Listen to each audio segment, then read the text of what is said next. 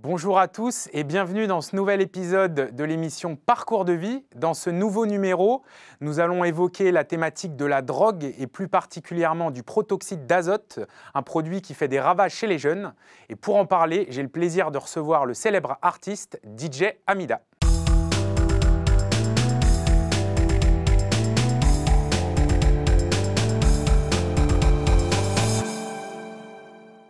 Bonjour DJ Hamida, comment ça va? Salut à toi, très très bien.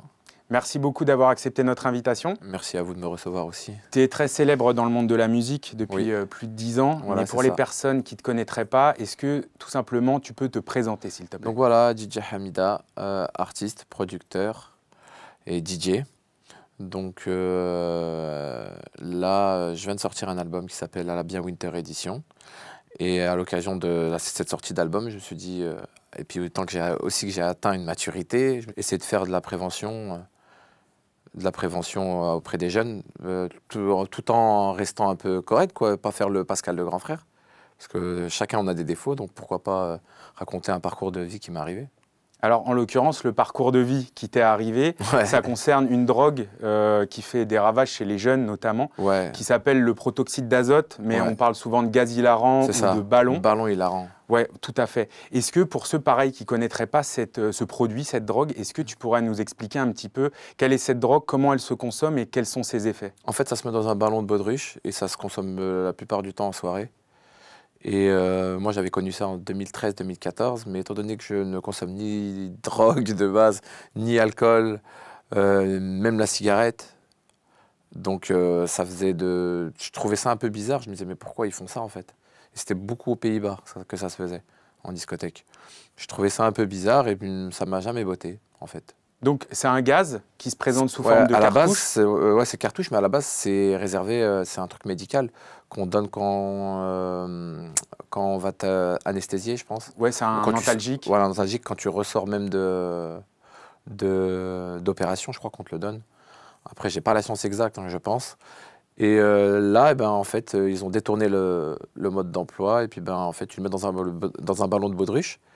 C'est même utilisé dans les siphons de crème chantilly, en fait, dans le domaine de l'agroalimentaire et dans le milieu médical, comme tu le disais. Et ça a été utilisé par des jeunes ou par des fêtards, entre guillemets. À la base, c'est des étudiants. Ouais. À la base, c'est des étudiants qui ont fait ça dans une université à Londres, en Angleterre.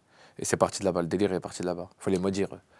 Il faut les maudire, mon pote. Donc du coup, ça se présente sous forme de petite ou grande cartouche et ça se met dans un ballon. Dans un ballon. Et ensuite, du coup, comment se passe la prise de consommation de ce produit? En fait, comment ça s'appelle? Tu aspires et inspires dans le ballon. Ok. Jusqu'à en fait, tu as la tête qui tourne et ça te fait rire ou tu es étourdi. Le premier, c'est cool, mais à forte consommation, mon pote. Ça présente des dangers. Mais de ouf. Et on va en parler après. Grave. Tu parlais des Pays-Bas. Tu as connu ça, toi, au début des années 2010? En fait, je vois que le phénomène vient d'arriver en France. Et moi, ce qui m'est arrivé, ça date de 2019. Donc, arriver et dire ça en truc, on dit, mais de quoi il me parle? Déjà, rien que moi, à l'hôpital, quand je suis arrivé, le chirurgien, le pauvre, il connaissait pas il n'était pas encore c'était pas encore arrivé en France. Donc, c'est pour ça que je me suis dit, tiens, je vais en profiter à la sortie de mon album de faire de la prévention. Depuis quelques années, tu as vu l'évolution, tu sens qu'en France, c'est devenu un phénomène. Ici, c'est la folie, les gens, ils roulent avec, ils font des accidents avec. Donc, ouais, il faut faire gaffe, quoi. Il n'y a rien d'hilarant. Comment toi, tu as vu cette évolution? Parce que ça a commencé, tu disais, tu as découvert ça en 2013 aux Pays-Bas, et tu sens que ça s'est installé en France progressivement, c'est venu d'un coup. Comment t'expliques ce phénomène? Après le confinement, ça s'est vraiment installé ici. Ok. Comment tu penses? Et les gens, peut-être, ils s'ennuyaient pendant le confinement, pas qu'ils s'ennuyaient, puis même c'est un effet de mode. Ah, t'as vu, je suis parti à Bruxelles, je suis parti à Amsterdam en boîte, regarde ce qu'ils ont, nanani, nanana, et puis... Tu le disais tout à l'heure, c'est surtout des jeunes, des étudiants. L'âge moyen, en fait, je regardais de la prise, de la consommation du protoxyde d'azote, c'est 22 ans. Ouais. Beaucoup même des lycéens, des jeunes collégiens. Ça touche tous les milieux sociaux. Ça touche tous les milieux sociaux, gros. Voilà, parce que c'est vrai qu'une période, il y a des associations qui étaient issues un peu du monde de la banlieue, etc. Que ça faisait aussi des ravages chez les jeunes de banlieue, mais en fait, que ça soit dans les écoles de médecine, partout, dans les soirées étudiantes, etc. Ça faisait beaucoup de dégâts. Toi, tu le vois, tout ça, on t'en parle? Moi, je le vois sur les réseaux. Et puis, je vois aussi des témoignages et je dis, ah ouais, donc en fait, c'est dans tous les... Ce que j'avais vu en 2012, 2013 Aux Pays-Bas. Tu le vois là arriver en France, ouais, on est en plein dedans. Ouais, ils sont vraiment en plein dedans. Alors, ce produit, il a en plus un mode de consommation un peu particulier. Ouais. C'est que les effets hilarants sont très courts. Donc voilà, donc tu en redemandes directement derrière. Et souvent, tu consommes beaucoup de cartouches. Ouais. Donc nous, pour mon anecdote à moi, c'était août 2019. Ouais. J'ai un gros distributeur de cartouches qui... on est à Tanger, on est au Maroc, on est à Tanger, et qui aime beaucoup ce que je fais et qui vient souvent à mes soirées. Et puis il m'a dit, écoute, moi, ce que je fais, t'es où? J'ai envie de vous faire plaisir et tout. Je dis, on ne boit pas d'alcool et tout. Non, vous inquiétez pas. Donc il ramène 2-3 000 cartouches. Ok, c'est énorme. Ouais. Et il me ramène un mec que lui, il me les fait. Non, toi, tu fais rien. Mais moi, au début, je voulais pas. Mes potes m'ont dit, oh, vas-y, on va rigoler. Étant donné que j'étais au Maroc. Et puis, au Maroc, en période estivale, je peux pas trop sortir dehors parce que je peux pas profiter cool. Donc, on s'est enfermé entre 4 potes dans une villa. Piscine, on était entre nous. Et puis, après, le ballon après l'autre. Et tu en as pris énormément dans cette même soirée. À 4, on a en 12 heures. À 4, en 12 heures, plus de 2-3 000 cartouches. Ça représente la consommation pour une personne, on va dire un jeune normal qui en prend de temps en temps. Ce qu'il a fait sur 1 an et demi, 2 ans, je pense. Ok. À 4. Et moi, première fois, hein, jamais bu une goutte d'alcool, jamais pris une drogue. Donc je dis, wesh. Limite, je me disais, je passe à côté d'un truc, qu'est-ce qui se passe? Mais en fait, non. Mais tu l'expliquais déjà un petit peu tout à l'heure. Comment ça se fait que toi, justement, qui n'étais pas trop fêtard sur les substances, etc., comment tu t'es retrouvé de rien du tout à prendre des centaines de cartouches dans une même soirée? En fait, j'écoutais... En fait, c'était par curiosité. Et puis, on était qu'entre potes, on était entre nous. C'était juste par la curiosité de, mais pourquoi ils font tout ça? Et après, tu t'es fait piquer, paf, un derrière l'autre. Après, tu deviens paranoïaque. On parle de l'effet cool, justement. L'effet cool qui dure vite fait. La première heure, c'est cool, mais après, waouh. Et tu disais de la paranoïa. Est-ce que tu peux expliquer un petit peu, genre, t'es dans quel délire? Toi, tu t'es senti avec les ballons, tu t'es senti dans un état bizarre? Ouais, dans un état très bizarre. Ok. Et le lendemain, donc chaque jour, j'avais une ville. Le lendemain, je vais à Marseille. Mais le problème, c'est quand je me réveille le lendemain, j'ai ce qu'on appelle la gueule de bois. Je ne connaissais pas ce que je dis. Je me sens archi mal, nausées, vomissements. Et j'ai le hoquet pendant... Donc, Tanger... pendant plus de 48 heures, j'ai le hoquet. Ok. Donc, la soirée en elle-même, c'était plutôt bien terminé. Cool, ouais, mais c'est le lendemain où ça a été horrible. Ah ouais. Ah là là, les retombées. C'était la merde. J'en rigole maintenant, mais waouh. C'était waouh. J'ai dit, mais qu'est-ce qui m'a pris? Et comment s'est passée la suite, du coup? La suite, j'arrive à Marseille, je me sens un peu mal et j'ai le hoquet. Donc, mes potes me disent, non, tiens, bouge ton nez, bois de l'eau. Des techniques de grand-mère, mais qui ne marchent strictement rien parce que ce que j'aurais su, c'est que le médecin généraliste m'a dit que tu avais un nerf frétique, je crois que ça s'appelle comme ça, qui a été touché par rapport à la forte dose, l'excès de trucs que vous avez pris en si peu de temps, quoi.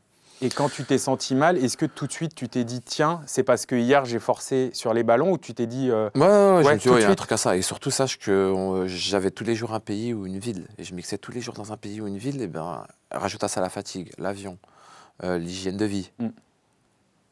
Laisse tomber. Donc déjà, quand je suis arrivé à l'hôpital, je vais refaire la chronologie. J'arrive à Marseille, j'ai encore le hockey. Je dois assurer une date à Marseille. Je la fais. Je me sens super mal. Je me sens vraiment mal. À la fin du set, on me décide de m'emmener à l'hôpital, mais je ne voulais pas y aller parce que j'avais encore le surlendemain Montpellier. On m'amène quand même à l'hôpital et j'explique ça au chirurgien. Donc chirurgien, on est en 2019. Il me dit non, toi, tu dois avoir une méningite. Chaque jour, tu es dans un pays, tu ne dois pas te sentir. Je dis non, c'est pas ça. Il décide de me faire une ponction lombaire. C'est un truc, on te met une aiguille dans le dos, on t'enlève du liquide dans la moelle épinière. Et il croyait que ça venait de la méningite. Il m'a dit non, ta moelle épinière va bien et tout. Donc je lui explique encore une fois. Le lendemain, le neurologue vient. Donc je suis gardé, hein. Il n'y a plus de Montpellier, il n'y a plus rien. Je suis gardé et il m'emmène à Montpellier. Il m'emmène le neurologue. Le neurologue me décide. Il m'explique en fait. Il m'a dit à forte dose, ça te vide de la vitamine B12 de ton corps. Ok. D'où cette gueule de bois, d'où tu te sens mal. Et il me fait une injection en intraveineuse de vitamine B12. Donc là, tout de suite, ça a été mieux après, j'imagine? Ouais. Mais le problème, c'est qu'il m'avait fait la ponction lombaire dans le vent. Donc pendant 3 jours, je n'avais pas le droit de bouger, sachant que j'avais un clip à tourner le dimanche matin. Et comment ça s'est passé du coup? Il m'a dit non, vous n'avez pas le droit de bouger, vous devrez rester allongé et je devais retourner au Maroc pour fêter l'Aïd avec mes parents. Et ils m'ont dit non, tu dois tout le temps, parce qu'étant donné que tu as fait cette ponction lombaire, tu ne dois pas bouger, ça va te faire super mal ou tu vas être vraiment, tu seras étourdi un peu. 8 h du matin, j'ai pris ma valise, il y avait des collègues à moi qui venaient d'Amsterdam en voiture pour clipper, je ne pouvais pas leur dire non, je suis parti, j'ai clippé. Sinon, tu fais une connerie, tu assumes à un moment donné. Tu vois, je suis mon propre patron à un moment donné. Si tu fais un truc, je ne vais pas dire ah, c'est de la faute d'un tel ou d'un tel. J'assume. Les mecs qui se déplacent de trucs, c'est pas parce que tu as fait le con la veille et que tu as essayé une connerie, tu as fait une connerie, tu vas te retrouver à planter tout le monde. Donc j'ai pris... Déjà que j'ai raté une date la veille, j'étais dégoûté. J'ai dit c'est pas grave, les mecs ils viennent, ils font la route, je suis obligé de faire le truc avec eux. Donc je bougeais un peu comme ça et tout. Donc, et non, et en plus, après ça allait mieux, quoi. Donc, mais voilà, après le tournage de ce clip, tu n'as pas eu d'autres effets qui sont étalés dans le temps par rapport à l'excès que tu as vu lors de cette soirée? Non, parce que ça a été vite... en fait, le neurologue a vite compris. Le chirurgien, non, il n'avait pas compris. Mais le neurologue, le lendemain, avait compris d'où ça venait. Et il m'a dit, j'ai eu le même problème avec une personne d'Avignon qui, lui, a consommé 100 fois moins que toi, je crois. Et il a perdu l'usage de ses jambes. Il m'a dit, t'es un miraculé. Ok. Donc j'ai dit, ouh. Là, tu as eu une vraie prise de conscience, j'imagine. Ouais, j'ai eu cette vraie prise de conscience. Et je suis quelqu'un qui...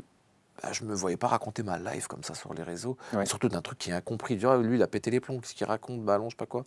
Dès que j'ai vu que ça arrivait ici, puis j'ai pris une certaine maturité, et je me suis dit, non, des fois, tu vois, des fois, les gens, les personnalités, les personnages publics, ils utilisent leur notoriété, des fois, à leur mauvais escient, tu vois. Ouais. Ils sont là, tiens, grosse bouteille, mais t'es complètement malade. Donc j'imagine qu'après cette mésaventure, on va dire, tu t'es dit, plus jamais les ballons, c'est terminé. Okay. Mais plus moi, je me disais plus jamais, plus je voyais tout le monde, ça faisait des ravages de partout. Depuis que tu en parles, est-ce que tu as eu des échos d'histoires graves, en fait? Parce que tu nous parlais du médecin qui a rencontré ce jeune d'Avignon, mais est-ce que tu as entendu parler de drames liés à la prise de ballon? Il y a des gens qui conduisent en faisant ça. Ça, c'est la folie, ça. Il y a des jeunes qui sont décédés aussi? Oui, des jeunes qui sont décédés. Non, j'entends des faits divers de fous. Parce que tu le disais, toi, tu as eu à court terme les effets, enfin, tu n'as pas eu d'effets à long terme, mais à court terme, c'était vomissement, nausée et fourmillement dans les doigts de pied. Ok. Parce que j'ai listé les différents effets à court terme de cette drogue. Asphyxie, peut y avoir des pertes de connaissance. Non, des brûlures par le froid expulsé, parce que comme on c'est sur les mains, des fois, sur les mains aussi. Perte du réflexe de tout. Du coup, c'est pour ça qu'on a le hockey. Ouais. Et puis surtout qu'on dirait, quand je marchais, le lendemain que je me suis réveillé à Tanger, on dirait que je marchais sur du coton. Je sais pas si tu vois la sensation que ça fait, c'était super bizarre. Limite, je ressentais pas le truc en bas, le plat du pied, quoi. Il y a également la désorientation, c'est ce que tu disais, tu te sens un peu bizarre dans le gaz. Ouais. Et risque de chute aussi, puisque comme il y a de la désorientation, c'est comme d'autres drogues. Ouais. Et puis nausée, et tu as aussi des risques à plus long terme, c'est pour ça qu'il y a eu des décès, mais comme ça a des effets neurologiques en fait sur le cerveau, parce que le gaz, c'est exactement ça. Surtout que c'est très froid aussi, donc le froid dans le cerveau, c'est pas trop bon aussi. Et en fait, à forte dose, il y a un jeune, là notamment, j'ai pris note d'une histoire, qui est mort suite à un arrêt cardio-respiratoire. Donc c'est terrible. Tout ça pour un ballon. Tu as eu écho de d'autres histoires, tu nous racontais un petit peu, au-delà de la conduite au volant? Conduite au volant, accident, perte de l'usage des jambes. C'est dramatique quand on pense aux familières de perdre l'usage de ses jambes. Je connais beaucoup de chanteurs, rappeurs qui le font aussi, et que ça leur a tué leur carrière en fait. Ok, tu veux dire qu'en fait ils ont des problèmes de santé? Non pas. Ouais. Ah non, je fais ça. J'ai rien envie de faire. En fait, ils sont un peu dans leur bulle avec le produit et ils veulent plus clipper. Ils n'ont plus la motive de faire des sons. Ça s'appelle l'addiction, mais je pense que ça, c'est n'importe quelle forme d'addiction. Ouais. Mais j'en ai vu. Ils ont lâché leur passion. Beaucoup d'artistes hollandais. J'ai vu beaucoup d'artistes hollandais. Ils avaient la hype. Et puis, quand ils sont mis dans ça, j'ai dit waouh. Donc, chaque addiction, pour moi, est mauvaise. Que tu sois accro au paris sportif. Tabagisme, je sais pas moi. Alcool, toutes les drogues. Ouais, voilà. Et tu disais un truc super intéressant tout à l'heure, c'est que dans ton milieu, dans le milieu de la musique, musique urbaine, je pense notamment, musique urbaine, tu as beaucoup d'artistes qui font un peu la promotion de ces produits dans les clips. D'ailleurs, il y a quelqu'un qui m'a fait rire il n'y a pas longtemps, j'ai envoyé un message. Et il a bien, c'est Huss l'Enfoiré, son dernier freestyle. Et il dit, j'étais en soirée, j'ai tapé des ballons. Dans son dernier morceau. Ouais, j'ai tapé des ballons. Il faut que j'avale du B12 pour pas finir sur béquille. La punchline est magnifique parce que je me suis reconnu. Donc n'importe. En fait, il a raconté ce qu'il a vécu lui, tu vois. Et puis en fait, tout le monde s'est reconnu. Je pense que tous ces consommateurs-là sont. Toi, en tout cas, ça t'a parlé alors que t'en as pris qu'une fois. Ouais, mais ça m'a parlé parce que ça m'a choqué. Donc je lui ai envoyé un message. Et du coup, tu vois, Huss l'Enfoiré notamment, mais tu as des artistes, notamment il y a quelques années, après je ne sais pas si c'est plus ou moins la mode aujourd'hui, mais qui faisaient un peu la promotion, je prends des ballons, etc. Il y a même eu des morceaux. Ouais, c'est des ouf. Et je pense pas que ça part d'une mauvaise intention, parce qu'on en revient au côté cool de cette drogue, l'image. C'est pour ça qu'ils l'appellent ballon hilarant en fait. Donc voilà. Et du coup, en fait, toi, tu es un peu à contre-courant parce que tu as des artistes qui en font la promotion et toi, aujourd'hui, tu décides de faire la prévention. C'est assez rare, non ? Non, c'est pas que c'est assez rare, c'est que en fait, voilà, moi, j'ai 15 ans de carrière en fait, et je sais pas, à un moment donné, je vais avoir une famille, je vais avoir des enfants. J'aime bien, j'ai envie de laisser un héritage propre derrière moi à un moment donné, tu vois. Donc, ok, je vais quitter le milieu de la musique, y a pas de problème, mais faut le quitter en bonne et due forme, quoi, et pas laisser cette mauvaise image. Je pense juste à ça, moi. Je suis quelqu'un qui est très famille, qui pense beaucoup à la suite. Ok, là c'est cool, mais après aller inciter à la débauche ou non, je suis pas trop dans ce délire-là. Je suis plus dans l'enjaillement. Enjaille-toi. Parce qu'en plus tu fais de la musique qui donne envie de profiter, de faire la fête, etc. Mais soyons responsables. Soyons responsables, bah ouais. En fait, c'est ça en fait.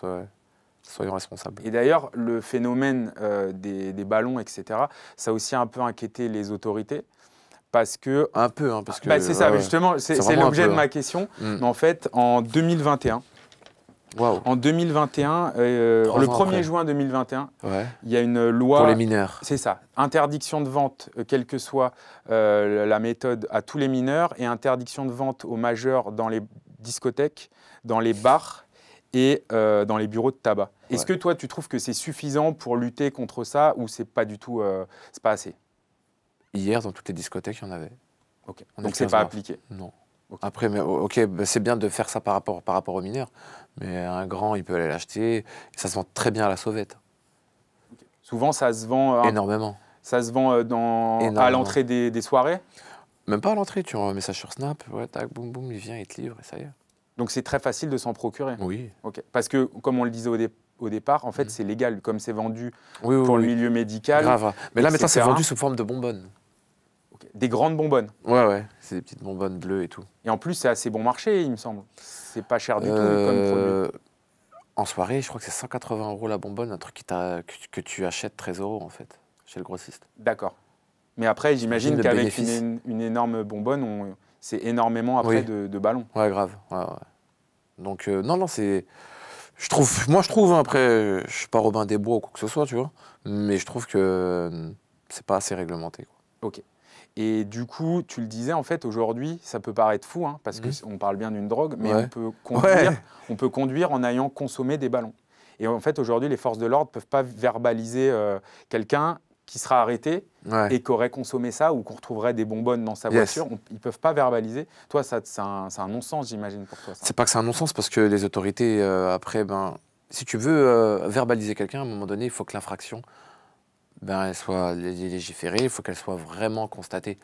À un moment donné, si un mec, il y a des alcotests, des tests salivaires pour le cannabis aussi, je crois, aussi pour les drogues. Mais là, là, je pense qu'il faudrait... comment on pourrait reconnaître en fait, c'est ça, en fait. Comment l'infraction est faite. C'est là où on peut donc, je trouve que les forces de l'ordre, ils sont pour rien, quoi. Pour moi, hein.